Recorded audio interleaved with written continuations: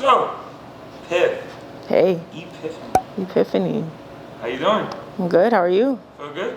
I'm all right. Thank you. I didn't mean to not answer your question. I feel good. You were asking. It's okay. It's good to see you again. Thank you. It's good to see you. Yes. So we know each other for a long time, and I know your work going back a long time. She used to be one of my mentors, you could say, in poetry and Period. You know, so I'm glad to be here, and I'm interviewing you in front of get to show everybody a piece of you and what you've been doing. When you need to really have a light shed on you. For sure. So let's just talk a little bit about MUPPY for a little bit. You recently published a whole would you call it, a collection of poetry? Poetry collection, for sure.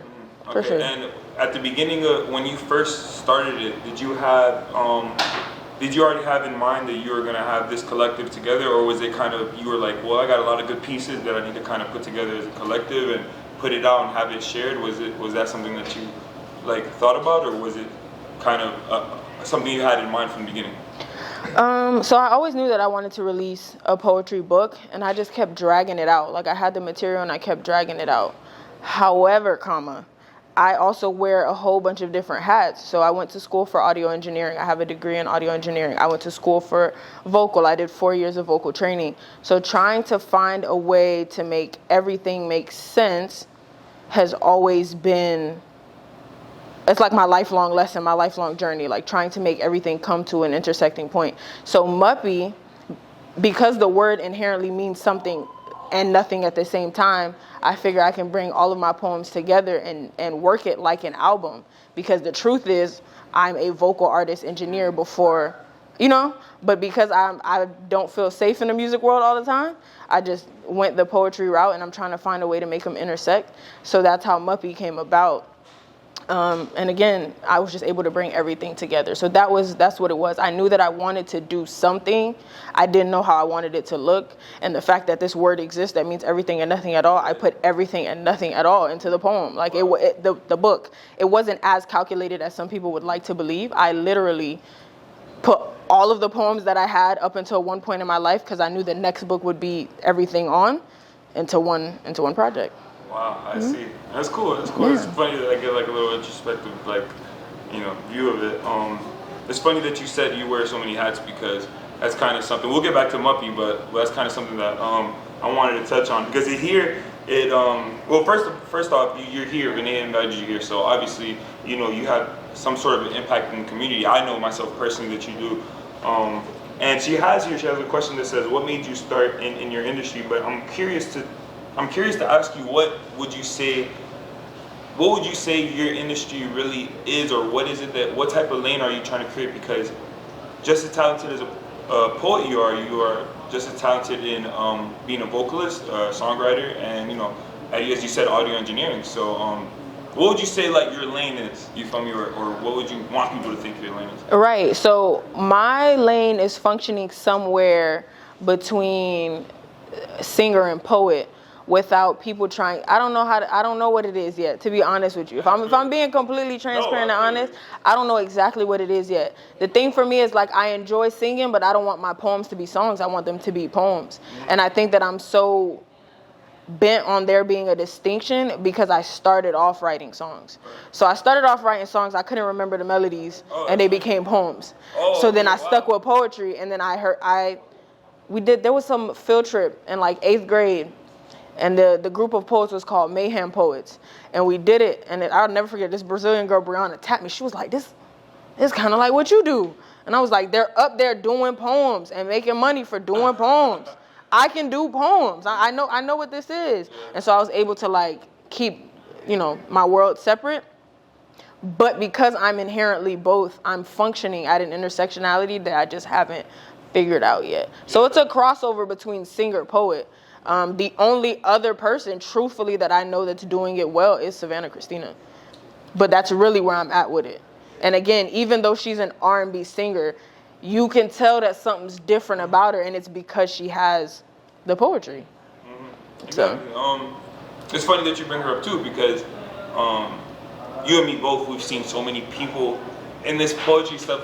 It's crazy that to think that we started in high school, and you can really look back at those Louder Than a Bomb competitions and see significant, well, not just Louder Than a Bomb competitions, but just poetry events and just the general poetry lane that we were in at that time. And you can see so many honorable names in there, in which you had a lot to do with a lot of those people getting to where they're at. So you have a very big say so with this community, and another question that's here is they kind of ask, what is a disconnect that you see, because you're so in it and you are such a big part of it? What's kind of a disconnect that you see nowadays within that community, specifically poetry and spoken word? I think creating boxes. Like, we're all artists, but we all keep trying to box people into certain things. Like, you can be a rapper and a spoken word artist. I don't need your raps to be poems, and I don't need your poems to be raps. It's just trying to make, I don't know, we just keep trying to put people in boxes, and I feel like I've been fighting that. And that's when you ask me what my lane is, that's what it is. It's fighting against this idea that in order to make somebody make sense for us, we have to put them somewhere else. I'll do a piece and they'll be like, it'd be really cool if you add music to it. It would, if you respect that I'm a poet and that you're not trying to make this music. This isn't what this is. You know what I mean? So it's things like that I think is like the disconnect. It's outside is the consumers who refuse to let their brains enjoy something as is. You're trying to make sense of something that doesn't need to make sense yet. You just have to adapt to it. Absolutely. Yeah. Absolutely. Very well said. So back to MUPPY. This is your first piece that you've published, like collection, right? How long do you feel like that when you see yourself in 10 years, like how long do you think that you can, sustain this like kind of achievement? Because I mean, that's a good start. Yeah. That's a pretty good start. Yeah. So how long do you see yourself doing this? And I mean, do you see yourself doing this for 10 years, let's say? Or do you see yourself kind of just trying to veer off into different, like you say, you're in an intersection between music and poetry. Do you see yourself kind of veering off as well? Or how do you see yourself, in the next 10 years? Yeah, in the next 10 years, I'm still writing books, for sure. I think I'll write books for the rest of my life. Cool. There's 2 books already in the works. The next poetry book is already done, and then I'm writing like a traditional book. But I'll write for the rest of my life. I think also there are like other people who are doing things that I wish there was more noise surrounding them. So the other day I was on a Zoom call with a poet named Sekou Andrews, who's a full-time poet, and he's been a full-time poet for 20 years. And recently, like, I'm working with a collective so that we can make an EP to work towards a Grammy. So that's where that Zoom call came from, right? So in doing that, he was talking about working with major brands that I've named. So I am bent. Before I go, it's Apple, it's Tesla, it's Nike. I don't know how it's gonna look, but it's gonna happen. Those are the major brands. And then locally, I super want to work with Humble Religion. So like, that's what's happening. And he was sitting there and he was like, yeah, Nike cuts me a check to come in and talk. And so he's there as a keynote speaker making thousands of dollars. He now has a 7-figure business off of being a spoken word artist strictly. He hasn't molded it. It hasn't mutated into, so he's literally a spoken word artist that Nike is paying to come in and speak. So the industry is there. The money is there. Again, it's just once people stop forcing something to be something else, then it works. You don't think your audience is going to like poetry because you are confused about what's happening here. Put me in the room. I think that's been the perk of, like, we met at the Omari Hardwick Blue Apple Poetry Network. That was the perk of working with the network. There were other things, that gave me an ick, but like, they will always put you in these unconventional spaces and disrupt this space. So of course I can be in the club doing a poem. Of course I can be in a barbershop doing a poem. Of course I can be on the street corner doing a poem. And it's not gonna faze me because whoever it's meant for will receive it. Right. And so for 10 years, 20 years, 50 years from, I'm just gonna be writing. Everything's gonna be centered around me being a poet.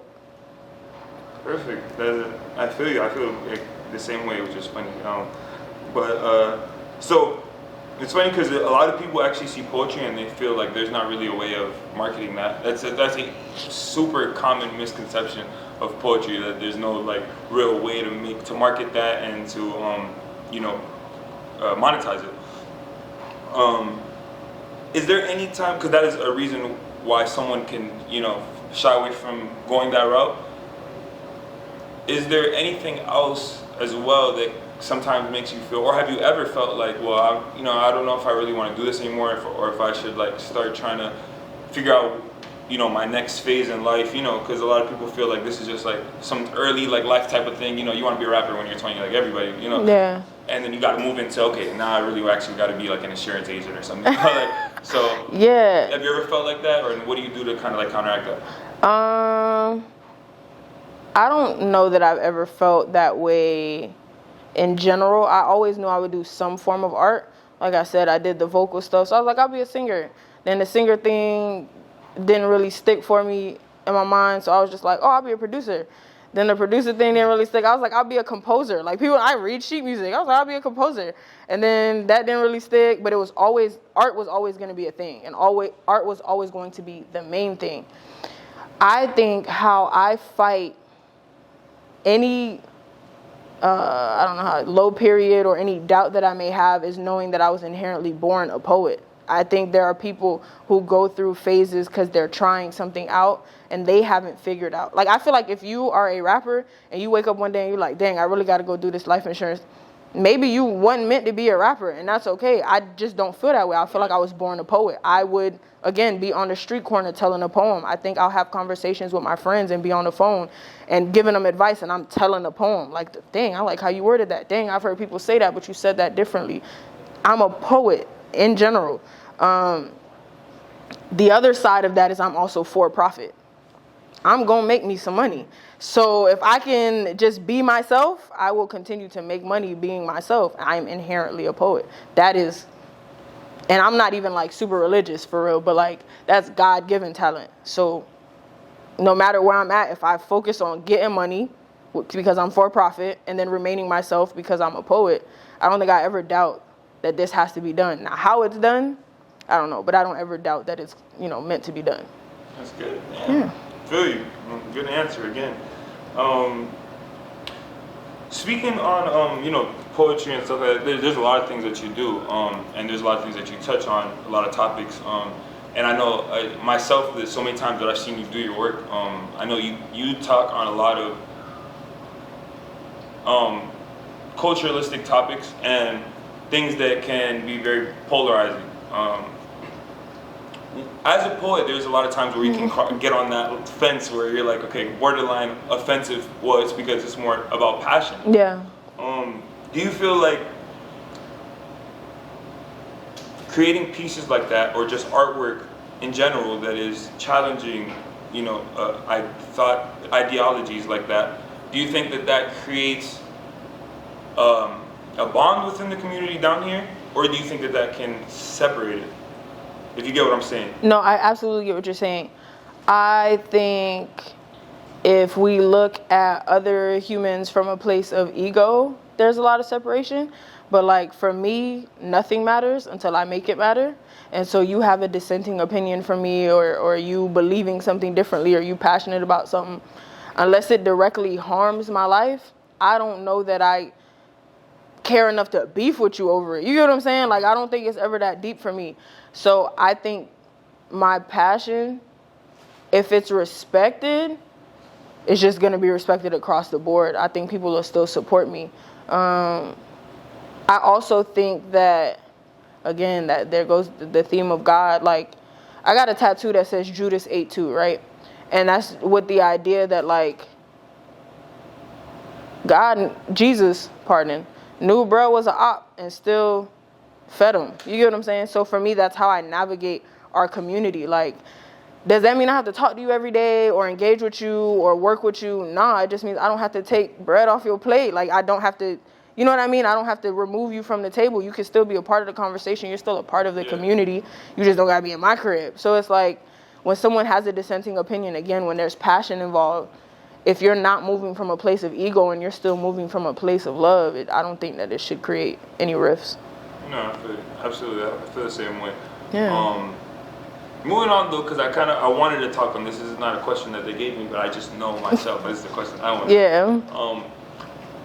We all know that spoken words are very much a performance thing, and a lot of people can have like this kind of fear towards performance and stuff like that. So I just want to know, you know, how do you kind of like, you know, how do you get yourself into that mode? It's a very common question for poets, but how do you kind of get in that mode where you get very like cinematic with your pieces, so that way you can convey that emotion that you wrote in the piece?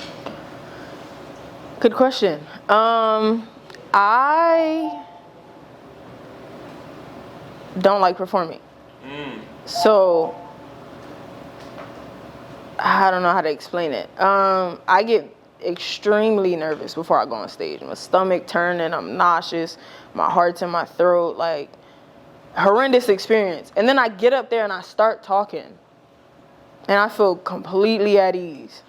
Not to get me, I don't mean to interrupt you. Yeah. Just from my own experience, when you perform, I feel like you have almost this, like, such a ultra confidence. You say you're nervous, but this is what I feel like when I'm seeing it. Yeah. You have like such a ultra confidence and so comfortable with your piece. Yeah. Like you can see like when you perform it, at that point, you're so comfortable with your piece that you like almost you're animated with that piece, because like you know it like the back of your hand, and yeah. I can see it. Yeah. You know, you don't even have to be loud. Like a lot of poets, they go on there and they throw out the mic and start being loud off rip. Yeah. You don't have to be loud at all. You can talk just like this, and everyone in the room is quiet listening. Yeah. That's happened a lot in your performance. I've Yeah. noticed. So, you know, just that's kind of why I've been asking that. Yeah. You say you're nervous. That's funny. No, super nervous. And then I start, and then I'm floating basically, which is why like even Florida Boys doesn't have background music, because in my mind, my voice is the music. Like my voice is what's calming me down. I just know that I have something to say and that what I'm saying matters. And I've decided that it matters. And so once I get into that bag, there's just like super, like you said, confidence, but there's also just comfort. So that's what happens, but I can't get into any mode. Until I start talking, I'm not safe. Literally, like I'll walk up on stage and people be like running their poems and da-da-da, and I'm like, bro, I don't remember nothing until I start talking. There's nothing, like, it's pandemonium, literally, until I start talking. So I feel exactly the same. As soon as I start talking, I'm Gucci. Yeah. So what pieces are you got coming up, and so everybody can know kind of what to look out for? Word. So the next book is called Concrete and Honey, and so that's for the next however many chapters of my life from past this book. This is out on Amazon. Yes, you can also DM me to get it, have me drop off a physical copy if you're a local. If you're not, I'll ship it out. But really pushing MUPPY. I want to do MUPPY Deluxe. I still want to center Black men. I still want to celebrate my community. Like, I haven't done that the way that I want to with my work because money. But once I find the resource, and let me backpedal. You gotta ask. So sometimes it ain't just money, it's pride. You feel me? Sometimes you just gotta walk in and say, I don't got no budget. Facts. And people are really gonna look out. But because of my pride and me being an artist, I'm like, dang, bro, I feel crazy walking in here asking you to collab on something and not breaking you off nothing. Because I'm, you get what I'm saying? Like, I feel crazy. So it's really pride that's getting in the way. But wanting to, like, still celebrate my community, I still want to do MUPPY installations. I want to do MUPPY merch. I want to do da-da-da. My fear is moving on to Concrete and Honey and pushing it, and then people forgetting about, MUPPY. So I want to make sure I get everything that I need to get out with MUPPY, and then move on to Concrete and Honey. Concrete and Honey is going to be the poetry about, like, healing, finding thyself. After that, it's going to be building my home, which is about, like, finding yourself through grief and how you build the foundation, like how you are a house and how you develop the foundation through grief. So doing a lot of that. I'm just really moving into my collaboration bag. I'm an island, which is interesting because before we even, got set up, the poem I'm writing about is like being an island. So I'm an island. I'm used to like functioning by myself and being self-sufficient, especially growing up a certain way, being the last of the Mohicans for my parents, and they're island folks, and my parents are the age of people's grandparents. It's a lot of raising yourself, a lot of navigating by yourself. So now I'm in a collaboration chapter and wanting to work with people a lot. So that's where I'm at now. Next couple of books and like linking with people, photographers, visual artists, and just really leaning into that community the way I want to lean into the community and not whatever box people are trying to put me in. You know what I'm saying? Because I sometimes, and shout out to greatness, because I'm going to say this right now, but sometimes I feel like people will host events and I'll be like, let's add a poet. And then they think I'm like some you know, a little embellishment, a little accoutrement. They try to throw me in the mix, and then I come, and all that people remember that night is me. Yeah, now you feel crazy because you should have respected what was happening from jump. Exactly. And so shout out to greatness, because I feel like greatness, he do that, but he do it in a way where like, nah, you raw too. Like you might be the only poet on the lineup, but you deserve the same respect as the rapper that's coming after you and the singer that came before you. And I like that. So trying to work in spaces that like appreciate what I have to offer. That's lit. So that's where we're at with it. Cool. Thank you very much. Well, can you say your at and where you can find MUPPY and where they can find Concrete Honey? You find MUPPY. Well, then where they're gonna find Concrete Honey. Oh yeah, you're gonna find Concrete and Honey on Instagram. My Instagram is Piphisms. You can follow me on Twitter. It's Piphism with no S. However, I'm a bad influence on Twitter. So when you get there, and you know I'm talking crazy, just know that I warned you. If you want the warm, family, fuzzy author, you can go to Instagram, Piphisms with an S. And then MUPPY is going to be linked in the bio always, but you can always DM me because I'm still local and I'm grinding. Yeah. Perfect. Cool. I think that is it. That was beautiful. Thank you. Oh. I don't know where I'm looking. Damn.